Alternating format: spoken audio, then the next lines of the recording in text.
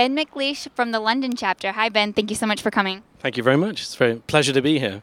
We're really excited about hearing you speak tomorrow. Can you tell us a little bit about what you want to share with the movement? Sure. What I'm broadly addressing tomorrow is about public health in general. But I found when I was going around a museum in Leeds, in England, a whole sort of breadth of knowledge about where public health came from, what prompted it. And so I'm sort of outlining that tomorrow and using a few modern examples as well to show that public health generally doesn't... Sure. Is that coming through okay? Okay. So broadly, I'm trying to show that public health is almost by its nature, by the way that it comes out, is against the individualist sort of model of humanity. Sort of everyone going out for themselves or that. They clash inconsolably, if you like, incompatibly. So how do you feel that some of the principles of the Zeitgeist movement can improve public health?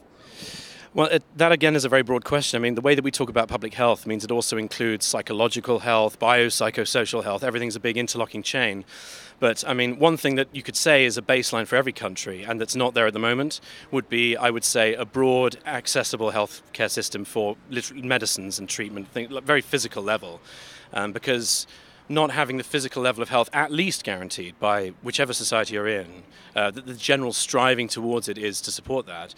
You can't really build any of the other levels up after that. You can't really say, well, everyone needs to be mentally fine because they've got, serious diseases and there's epidemics and we don't do anything about sort of, maintaining a sort of a germ-free environment. You can't really build too much structure on that. So I would say that has to come first. And that can be, if you like, lobbied for on a humanitarian level rather than a financial level. Yeah. So with all the problems we're seeing with different countries' healthcare systems, what's a way that we can move toward a better system that works for everyone right now, today? Well, obviously we have very different models and all of them are very successful in different ways. I must stick up for the UK, especially when I'm in LA and I'm all sun-kissed and English as I am. But I would say that the NHS has done, by its inhibitive effect, so by what has been avoided in terms of general poor health, far outstrips any of the way it's been implemented or the fact that it's essentially run through taxes. We sort of say that this can be done in general anyway, and that there's, in fact, that broadly includes most of society, actually. You could do things mostly quite well without having to, impose them the way that they're imposed now. It would still be a priority in any system, if you like. The best thing that you can do is to really, for a start, the first point would be to educate yourself about the different healthcare systems, the pros, the contras, just to see any kind of essential pattern that there might be. And I think also unbiased and honest reporting on it will spread to other countries' awareness systems as well. The people in those countries then would sort of essentially lobby for this sort of universality, I would say, rather than universal healthcare, because people hear particular ideas when you say that. But that would be a little bit like a bad example.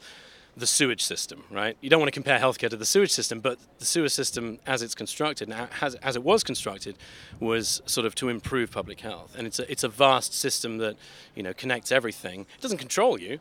It just makes things a lot better. Right.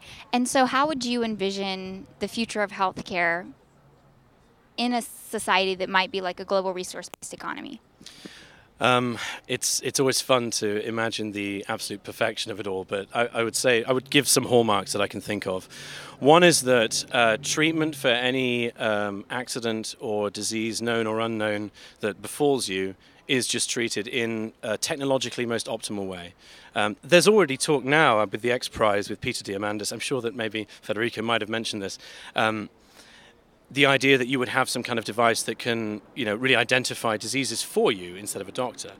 This kind of thing would be universally available around the world, and why not? Why is it so difficult to imagine that for a second? So there'd be that. There'd be, of course, very, very good, if you like, end-to-end physical healthcare.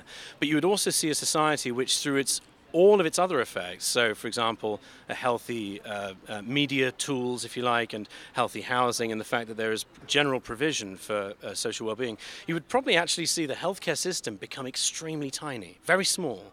Not that many people at all to do with it anymore, it being essentially made small not through deciding to go individualistic or collectivist, which one of those are, is that you just don't need as much of it because people are generally more healthy. And you can compare now to the Victorian era. We're only 150 years back, and people's teeth aren't crumbling, and they don't look extremely ugly their whole lives and die at 37. It's a huge difference. We would be now considered to be perfect humans if we'd been walking around in the Victorian times. So you have to extrapolate that forwards to people and say, look, vast improvement that has minimal effect upon your actual life, the way you live it, has been done already. You're already the product of it.